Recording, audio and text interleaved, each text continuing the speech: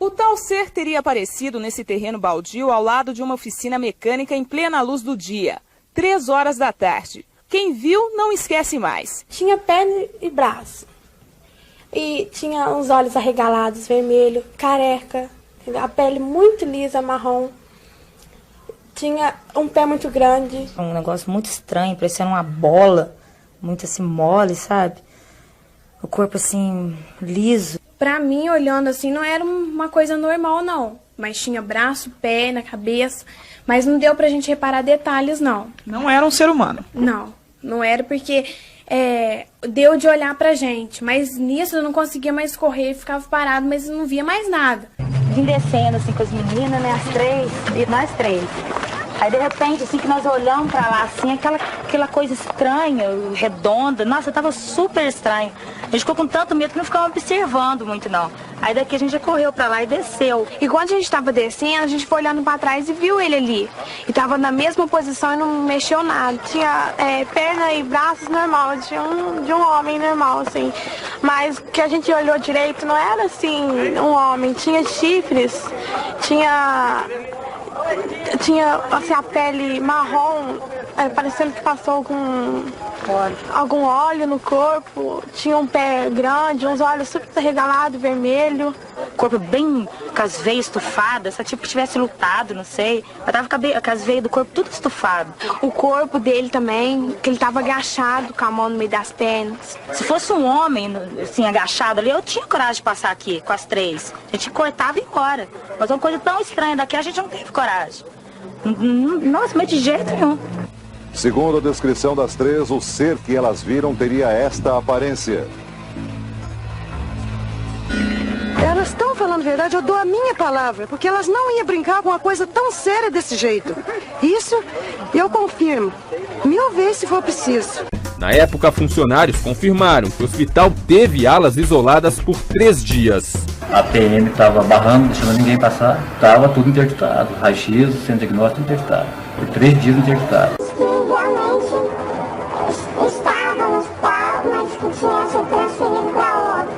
A testemunha diz que também conversou com uma enfermeira do hospital. Ela disse que não podia ver, estava um balão de oxigênio, não tinha autorização nenhuma. Mesmo se tivesse autorização, ela não me aconselharia ver, porque eu ia ficar muito impressionada.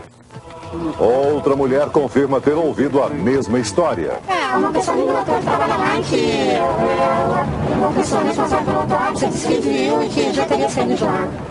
Mas outro oficial daqui, que não quis se identificar, afirmou ter visto uma movimentação anormal naquele dia. Tinha luz, não? Não, estava apagado. Daí passamos por cima do poste. Como é que era? Pra cima do poste aí, por cima da grama. Tava que altura mais ou menos a fábrica? 1 metro mais ou menos. Deixa eu... Ah, era bem grande, viu? Maior que um carro? Maior que um carro. Um ônibus pequeno? É, mais ou menos um ônibus. Micro-ônibus, né? Devia ter mais ou menos meio metro. Meio metro, olho grande. Olho grande, vermelho. A cabeça era grande. E tinha três chifres, né? E braço fino. E não tinha roupa, não. A pele era... parecia que tinha graxa. Viscosa, pele viscosa. O militar afirma que a criatura foi capturada pelos bombeiros e levada pelo exército. Uma caixa de madeira coberta com saco. Não é desse mundo. A pesquisa ufológica se vale muito de seus informantes e nós tentamos proteger ao máximo esses informantes.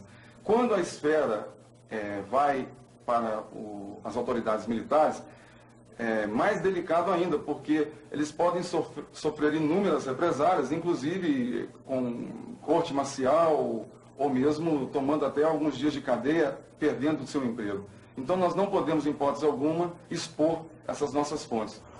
Foi no mesmo dia 20 de janeiro, antes do temporal. O corpo de bombeiro desceu ali, parou, foi até onde o pessoal estava comentando aí, que tinha visto algo diferente. Quando eles desceram, foi questão de poucos minutos, subiu o pessoal comentando. Onde o corpo de bombeiro levou isso? E essas pessoas disseram que o corpo de bombeiros pegou esse ser? Pegou, eles disseram que o corpo de bombeiro pegou. Eles viram pegar? Eles viram pegar. De acordo com a testemunha, este teria sido o local da captura.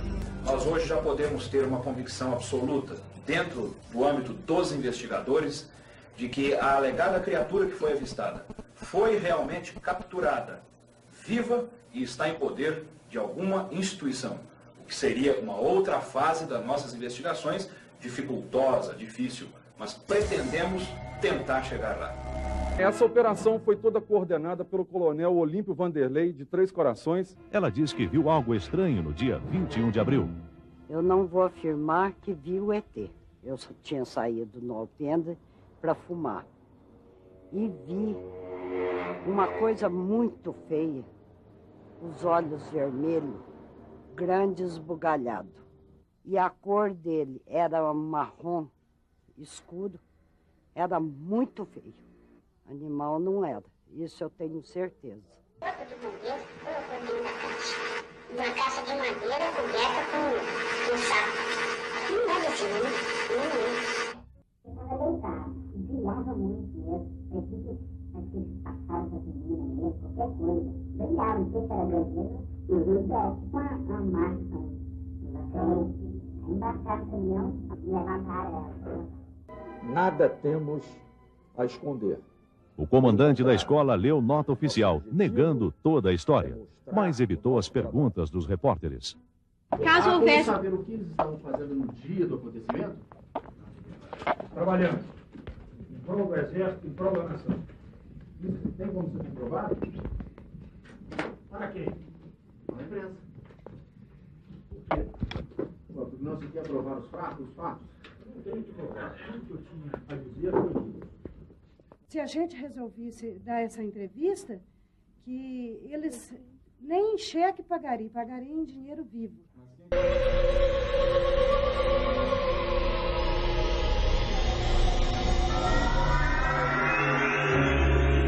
Eu acabei de ver um vídeo com alguns depoimentos de algumas pessoas e é profundamente comprometedor no sentido de esclarecer que houve um episódio, como as meninas disseram, como a dona Terezinha disse. O que é muito sugestivo nesses depoimentos é a evidência, né, de coincidência da própria criatura. Da criatura, do formato, do tal cheiro, a cor, os olhos. Então, são depoimentos que são idênticos ao que as mocinhas disseram e que a senhora disse também. Claro, eu só quero realmente aproveitar essa oportunidade que você acaba propiciando ao Departamento de Medicina Legal, onde, sem que nós pudéssemos ter preparado absolutamente nada, não sabíamos inclusive o que vimos aqui, nós tentarmos mostrar ao público, né, de que realmente isso não passa de uma especulação.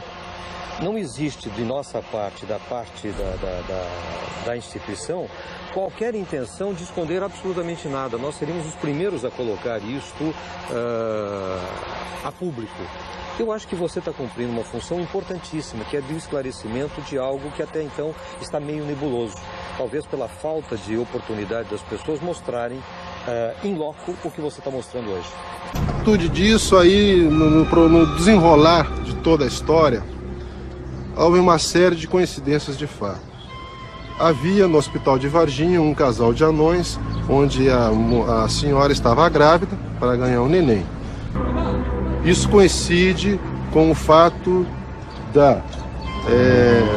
de a ESA ter pegado essa criatura, ter colocado no caminhão e levado para o hospital de Varginha, onde o pessoal disse ter encontrado um casal de ETs. Muitos médicos estavam na sala de operação, uns 15 mais ou menos. Havia alguns bombeiros e policiais militares em volta da mesa de operação. Um tenente do exército ficou gravando tudo com uma câmera portátil, enquanto um outro oficial ficava fazendo anotações. Um dos médicos se aproximou e abriu a boca do ET. Puxou a língua para fora com uma pinça.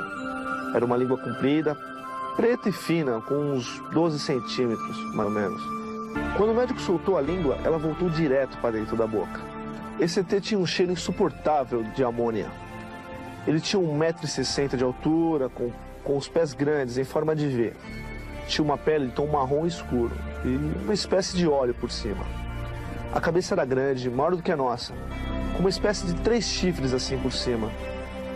Também não tinha nariz, só 2 buraquinhos no rosto. A boca era bem pequena e ele tinha 2 olhos grandes e vermelhos, sem pupilas. Suas pernas eram curtas e finas, e os braços eram finos e longos. No dia seguinte, às 3 da manhã, o mesmo comboio militar fortemente armado, com o comando do sargento Pedrosa e a inteligência militar, levaram o ET até a instalação militar em Campinas, onde ele foi entregue ao capitão Ramírez e ao oficial Fromeza. Por trás da aparência normal do campus, a universidade tem, na verdade, 2 laboratórios no porão, com acesso restrito. Elas teriam avistado essa criatura com 3 protuberâncias na cabeça, braço longo, etc. e tal. A gente achou que era mentira. Aí falaram assim, vamos lá ver o local. Aí a gente foi lá, inclusive estava aquele amarelado no chão, o capim deitado e amarelado.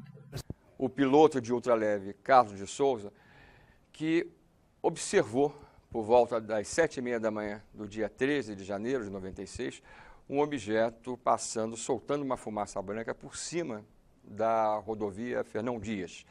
Ele entrou por uma estrada de terra que dava acesso à fazenda Maioline e quando chegou nesse ponto, que era um pasto, cerca de 20 minutos depois, ele encontrou essa nave totalmente despedaçada em centenas de fragmentos metálicos.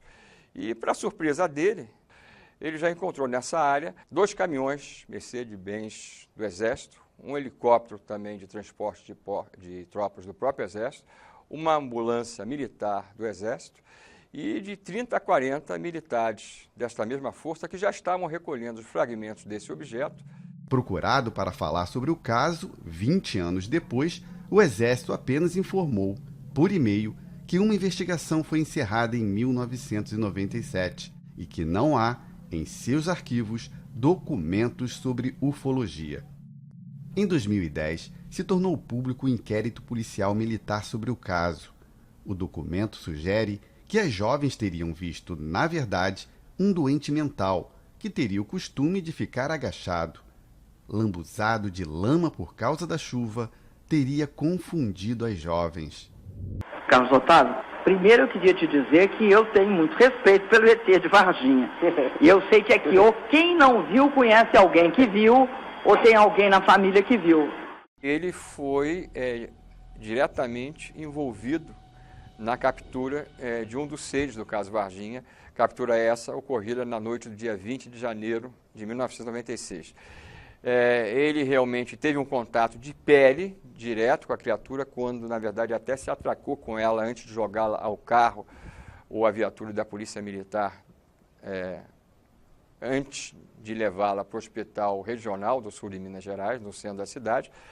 E, para surpresa de todos, né, ele, nos dias seguintes, começou a apresentar uma série de problemas de saúde, né, que acabaram fazendo com que ele viesse a falecer, né, no dia 15 de fevereiro daquele ano, ou seja, de 1996, ou seja, menos de um mês depois do contato direto que ele tinha tido com uma dessas entidades alienígenas, de infecção generalizada. Um dos fatores também que me chama muito a atenção nesse caso foi a estranha morte, misteriosa morte do soldado do P2 Marco Elixerese, né? Por quê? Porque o Marco Elixerese, ele era uma pessoa totalmente de corpo atlético, era uma pessoa que inclusive tinha passado na prova para ser sargento, que ele ia servir em março daquele ano em Belo Horizonte, e apresentava muitas dores nas costas, né? Tudo indicava que ele estava com uma pneumonia, algo do tipo. Aí ele foi internado, ele primeiro foi internado no Hospital Bom Pastor, na qual ele passou por vários médicos que avaliaram ele, que eram médicos da própria Polícia Militar, né? Que avaliaram eles, mas aí os médicos não conseguiam chegar numa determinada explicação do que realmente ele tinha. Então, aí foram passando de médicos e médicos até chegar no seu Cesário Lincoln Furtado, que é esse médico que nós estivemos entrevistando ele, que realmente é um médico que desconhece até hoje, e uma coisa que, para ele, médico, em mais de 35 anos de profissão, ele nunca viu um quadro parecido com o do Marco Elixerezi, que foi que no momento que ele assumiu esse caso, né, como ele era o chefe da unidade, eles internaram o Marco Elixerezi no CTI, né, e ali ele foi feito diversos exames na qual constatou que ele estava sim com uma certa infecção, e os médicos ministraram os melhores antibióticos intravenal nele, ou seja, não é comprimido não, é intravenoso e em observação direto no CTI. Só que geralmente 99,99% dos casos do quadro que apresentam, dos pacientes que chegam com o mesmo quadro clínico do Marco Elixerezi, as pessoas com esses medicamentos elas melhoram. 99,99%. O estranho é que o Marco Elixerezi ele piorou a partir daí e em menos de 48 horas de entrar no CTI ele veio a falecer. Ele começou a ficar muito preocupado porque ele não melhorava, ele mandou chamar a Marta dentro do CTI e falou assim, por favor, vai perguntar para o médico o que eu tenho, eu quero saber o que eu tenho, né? E aí não deu nem tempo de ela dar resposta e tal, e ele veio infelizmente a falecer, né? The Varginha case is not only our best case in Brazil, but I consider this to be one of the best UFO cases in the world. About 4 a.m., a couple saw it looked like a minivan. O que é isso aí? A gente ficou parado. Porque estava flutuando. Estava flutuando no passo aí. Até eu brinquei com ela. Eu sei, esse negócio parece um submarino? Foi o que ele falou. Flutuando, assim. It wasn't making any noise at all. A gente já avistou por causa do gado, por causa do barulho dos gados que corria. O que passou aqui não foi um avião, não foi balão, não foi carro, não foi trator. É um objeto de outro mundo, de outro planeta. Marco Elixerezi, which was 23 years old only at that time. He had one infection, another infection. Mas todo o sistema imunológico dele misteriosamente desapareceu após ele ter contato com a estranha criatura que ele capturou na noite do dia 20 de janeiro de 1996. And eventually he died.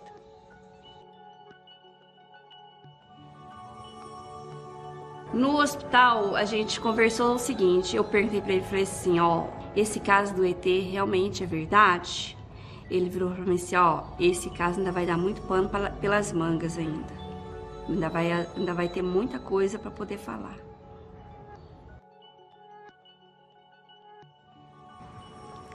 Tudo que é desconhecido deve ser considerado perigoso. Porque se não for, você deu sorte. Mas se você acha que não é perigoso e for perigoso, você está morto. Por quê? Por que o Dr. René hoje não está em Varginha? Onde que ele está? E aí? Quais são as respostas que tem para me dar? The Varginha case is considered the most well-kept secret in the military circles of Brazil. Nós estamos aqui escrevendo uma matéria, uma reportagem especial sobre o caso Varginha. Sobre o caso Varginha. Não, escuta, eu não estou interessado não nisso não. Já me procuraram uma vez a respeito, não tem nada a dizer a respeito não, ok? Eu agradeço a sua atenção.